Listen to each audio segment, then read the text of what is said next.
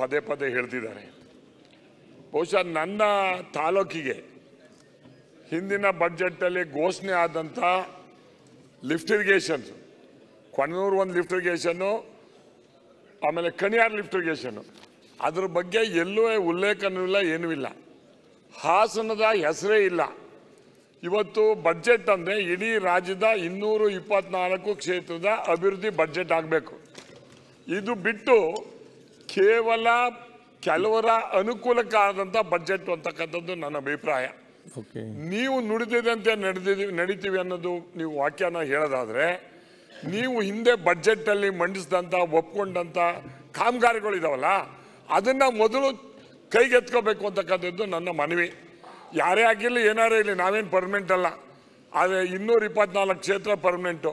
ಅಭಿವೃದ್ಧಿ ಸಮಗ್ರವಾಗಿ ಆಗಬೇಕೆ ವಿನಃ ಓಲೈಕೆ ಅಭಿವೃದ್ಧಿಯ ಕ್ಷೇತ್ರಗಳು ಆಗಬಾರ್ದು ಅಂತಕ್ಕಂಥದ್ದು. ಬಹುಶಃ ಇವತ್ತು ಎಲ್ಲ ಸಾಲ ಮಾಡಿ ತುಪ್ಪ ತಿನ್ನಬೇಡಿ ಅಂತ ಹೇಳ್ತಿದ್ದವರು ಇವ್ರು ಮಾಡಿರೋದೇನೀಗ? ಅವರು ಅದೇ ಮಾಡಿರೋದು. ನಿಜ ಪರಿಸ್ಥಿತಿನಲ್ಲಿ ಕೆಟ್ಟದಿದೆ. 15 ಬಡ್ಜೆಟ್ ಮಂಡನೆ ಮಾಡಿ ಇವರು ಈ ರೀತಿ ಮಾಡ್ತಕ್ಕಂಥದ್ದು ಸರಿಯಲ್ಲ. ಹಾಸನದ ಹಾಸನದ ಜಿಲ್ಲೆಯಲ್ಲಿ ಇವತ್ತು 30 ಕೋಟಿ ಆ ಏರ್ಪೋರ್ಟ್ಗೆ ಅಂತ ಹಾಕೋದು ಬಿಟ್ಟರೆ, 30 ಕೋಟಿ ಏರ್ಪೋರ್ಟ್ ಆಗ್ತದೆ ಅಧ್ಯಕ್ಷರೇ, ಜಿಲ್ಲೆ ಅಭಿವೃದ್ಧಿ ಆಗ್ತದೆ ಅಧ್ಯಕ್ಷರೇ, ಕೊಟ್ಟಿದ್ದೀವಿ ಅಂತ ಕೊಟ್ಟಿರೋದು ಬಿಟ್ಟರೆ. ಬಟ್ ನಾನು ಈಗ ಅವ್ರು ಮಾಡಿರ್ತಕ್ಕಂಥದ್ದು, ಜನಪರ ಮಾಡಿರ್ತಕ್ಕಂಥದ್ದು ಹೇಳ್ತಕ್ಕಂಥದ್ದು, ಅವ್ರ ಪರ ಹೇಳೋದು ಇವ್ರ ಪರ ಹೇಳೋದು ಇಂಪಾರ್ಟೆಂಟ್ ಅಲ್ಲ. ಬಟ್ ಬಡ್ಜೆಟ್ಟು ಇಡೀ ರಾಜ್ಯದ ಬಡ್ಜೆಟ್ ಆಗಬೇಕೇ ವಿನಃ ಓಲೈಕೆ ಬಡ್ಜೆಟ್ ಆಗಬಾರ್ದು ಅಂತಕ್ಕಂಥದ್ದು ನನ್ನ ಅಭಿಪ್ರಾಯ. ಓಕೆ, ಲಮ್ಮಾನಿ, ಚಂದ್ರು ಲಮ್ಮಾನಿ, ಮೈಸ್ ತೆಂಗಿನ ಸರಿ. ನೆಕ್ಸ್ಟ್ ಚಂದ್ರು. ಸನ್ಮಾನ್ಯ ಅಧ್ಯಕ್ಷರೇ, ಬಜೆಟ್ ಮೇಲೆ ಅವಕಾಶ ಕೊಟ್ಟಿದ್ದ ವಿಶೇಷ ಅಂದ್ರೆ ಮಗ ಹೇಳ್ತಾರೆ ನುಡಿದಂತೆ ನಡೆದಿರುವ ಬಡ್ಜೆಟ್ ಅಂತ, ಅಪ್ಪ ಹೇಳ್ತಾರೆ ನುಡಿದಂತೆ ನಡೆಯದ ಬಡ್ಜೆಟ್ ಅಂತ. ಇದೊಂದು ಬಹಳ ವಿಶೇಷ ಇದೆ ಇದು ಅಧ್ಯಕ್ಷರೇ. ಆಯ್ತು, ಮುಗೀತು.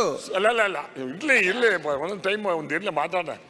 ಅವ್ರು ಏನಕ್ಕೆ ಅಂದ್ರೆ ಅಪ್ಪ ಮಗನ್ನ ಬೇರೆ ಮಾಡಬೇಕು ಅಂತ. ನಾವು ಮನೆಯಲ್ಲಿ ಒಂದೇ ಇದ್ದೀವಿ, ಏನೇನು ಬೇಜಾರು ಮಾಡ್ಕೋಬೇಡಿ. ಇಲ್ಲಿ ಮಾತ್ರ ಬೇರೆ, ನಮ್ಮನ್ನ ಇದನ್ನ ಮಾಡಕ್ ಹೋಗ್ಬೇಡಿ. ನಮಗೆ ಎಲ್ಲಾ ಕ್ಷೇತ್ರ ಒಂದೇ ತರ ನೋಡಿ ಅಂತ ಹೇಳಿದ್ವಿ. ನಿಮಗೆ ಸಪರೇಟ್ ಕೊಡೋದು ಹಾಗಾದ್ರೆ ಅವ್ರಿಗೆ. ಈಗ ನನಗೆ ನೋವೇನು ಅಂದ್ರೆ ಆ ಕ್ಷೇತ್ರಕ್ಕೆ ಜಾಸ್ತಿ ಕೊಟ್ಟರೆ ನನಗೆ ಕೊಟ್ಟಿಲ್ಲ. ಮಂಜ ಪ್ಲೀಸ್, ಮಂಜುವರೇ. ಸನ್ಮಾನ್ಯ ಅಧ್ಯಕ್ಷರೇ, ಒಂದೇ ಮನೆಯಲ್ಲಿ ದೇವೇಗೌಡರು ಸೋನಿಯಾ ಗಾಂಧಿ ಫೋಟೋ ಇದ್ದಿದ್ದು ಇವ್ರ ಮನೆಯಾಗ ಅಷ್ಟೇ. ಈಗ ಮಿಸ್ಟೇಕ್ ನಂದು, ಅವ್ರಿಗೆ ಕೊಟ್ಟು ನಂದು ಇವ್ರಿಗೆ ಕೊಡಬಾರ್ದಿತ್ತು. ನಾನು ಒಂದೇ ಮನೆಯವರಿಗೆ ಮಾತಾಡಿ. ಸನ್ಮಾನ್ಯ